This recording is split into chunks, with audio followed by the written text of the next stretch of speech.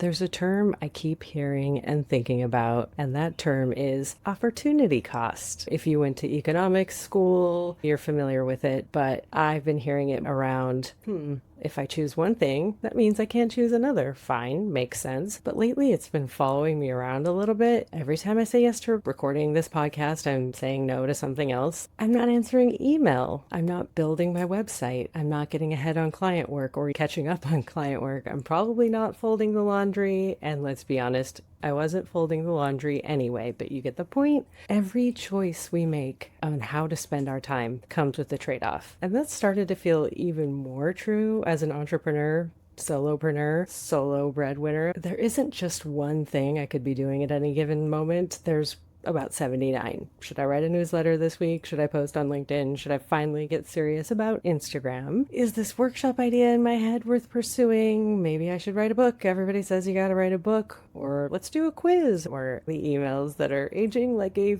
fine wine in my inbox. I can only hope that my responses pass the sniff test by the time I get to them. But it's like every day we're standing in front of one of those Cheesecake Factory menus, except for instead of 247 appetizers and salads and cheesecake, it's content marketing avenues we could go down. And the older I get, and maybe this is just my ADHD talking, but I kind of suspect that's not the only thing going on here. I find myself less worried about how many hours I have in the day and more what I ask my brain to do during those hours, because every blank page is expensive. Every time I sit down and think, okay, what should I write about today? What should I post? Or should I finally plan that webinar? I'm spending mental energy. Those tiny little decisions all day long add up, and they better deliver on the investment I've made in them. When I started planning my flywheel discussion for my latest podcast launch accelerator cohort, I remembered, oh wait, I have a framework for this. I should probably put it to the test. And it exists because entrepreneurs and podcasters who are creating in service to their business or thought leadership are stretched thin. And yes, we never have enough time, but we also have a limited capacity for clear, creative thinking each day. All of these considerations are less about the time problem and more about the cognitive load problem, because every one of these choices asks something of a most valuable resource, our brain. No wonder many of us end the day feeling mentally fried and like we didn't get that much done. So I started thinking more about it, and I thought the greatest ROI in podcasts, you know I love my ROI, is in the relief and the space, the mental space, and yes, the time they return to us. If they reduce the number of decisions we have to make tomorrow because we made one really thoughtful decision today, I think it's more like a return on thinking.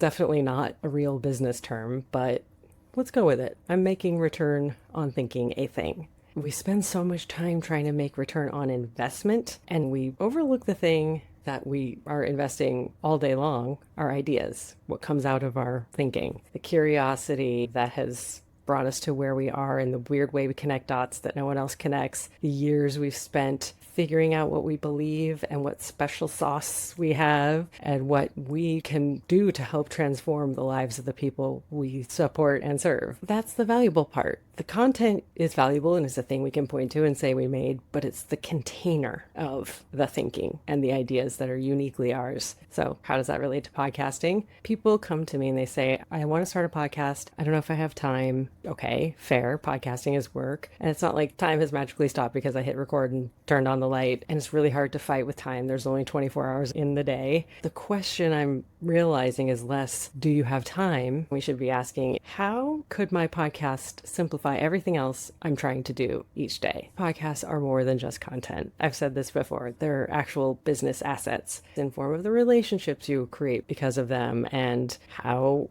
you show up in the world, and people, you can tell people you have a podcast and, oh, isn't that great? I always wanted, but they also reduce your cognitive load while increasing the return on your thinking. Let me show you what I mean. Imagine two entrepreneurs. The first writes a LinkedIn post on Monday, newsletter on Wednesday, webinar on Friday, Instagram captions over the weekend. Lord knows I have. None of those things are bad at all. They're probably teaching them something and getting them in front of other people. They probably are full of good ideas. Every single one starts from zero. Every blank page says, okay, what are we talking about today? Every platform requires a fresh burst of creativity. Every decision asks the brain to spin up something new all over again. Now, imagine entrepreneur number 2. Instead of starting from scratch 4 different times, they sit down and record one thoughtful podcast episode. I'm biased, but also it is such a rich medium. Living inside each podcast episode is so many things, maybe too many, probably a me problem. A single episode routinely spawns all of these things for me on the regular. A newsletter, like almost immediately, thanks AI generated transcript, sorry, human transcribers. A social clip that is actually multiple social clips because it can live on LinkedIn, Instagram, YouTube, TikTok, I suppose, but that's an ocean I've not yet attempted to boil. Gotta pat myself on the back for that. It also creates a quote graphic, a workshop topic, a lesson for my podcast accelerator. Just last week, before I even published my episode, I took a snippet out and I said, you guys, listen to this conversation. This is what I was talking about today. And when they hear it in podcast form with a guest, it puts it in a different way. These become ideas for speaking engagements. It also becomes a story they tell on sales calls. The point is, entrepreneur number 2, maybe her name is Courtney, thought once and created, how many times was that? 9, 10, 11? Notice these aren't about cutting back on your content strategy. It's about getting more from the same hour or so of thinking. We call this repurposing. I've called it the flywheel, but I feel like those terms are underselling the value of what's happening, because you think once for a podcast episode and you plant those thoughts in many places. Here comes one of my overwrought metaphors. This source material of an episode is the seed for a whole forest of thought leadership. You may have noticed I almost never tell people they need to make more content. I'm usually encouraging the opposite. Make fewer things, think more deeply, create something substantial enough that it can keep working for you long after you've hit publish. It's the source. Everything else becomes an offshoot. Then, this is the cool part, the cycle shifts directions, and your podcast overall can become a litmus test, a sort of decision filter. A guest idea pops into your head. Oh, I'd really love to talk to so-and-so, but wait, do they fit with this body of work, this thought leadership platform? And then you start to do this little mental checklist. Can I see it becoming more than just an episode? What else will come of that conversation? Or a random thought in the shower? Okay, is that a podcast episode? Okay, but is it also a newsletter? Is it also a workshop? At least 2 of the above. My litmus is it has to at least be 2 things in addition to the podcast, a newsletter and a LinkedIn post. If it's not, maybe it goes into the think about this later or maybe never file. So instead of becoming just another thing to manage, your podcast becomes kind of a clarifying compass, a well that builds a forest. This came up a bit in my episode with Jamila Calhoun. People hear the word strategy and imagine rigidity and restrictiveness. And I now hear strategy and feel relief, because every thoughtful decision I make today is one less decision future Courtney has to make. And goodness knows, future Courtney, current Courtney, very recent past Courtney has enough going on already.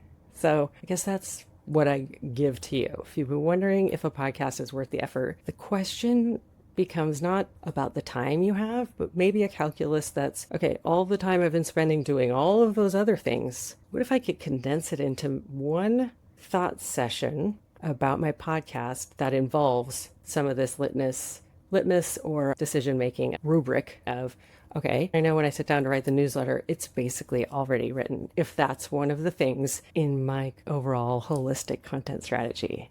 It becomes source material, not another obligation. And it simplifies your business instead of fragmenting it even further. The right podcast earns its keep because it gives your best ideas many places to live. And if you're anything like me, that's one of the best investments you can make. So if this resonated with you, perhaps you'd enjoy my newsletter. It's called Sounds Great on Paper, and there's a link in my show notes. I send it every 7-ish days or whenever the cognitive load and calendar allows for it. Until next time, I'm Courtney Reimer. This is Talking the Talk, the podcast about podcasting. Thanks for listening. Thanks for watching. And thanks for thinking. I hope you get something good out of it.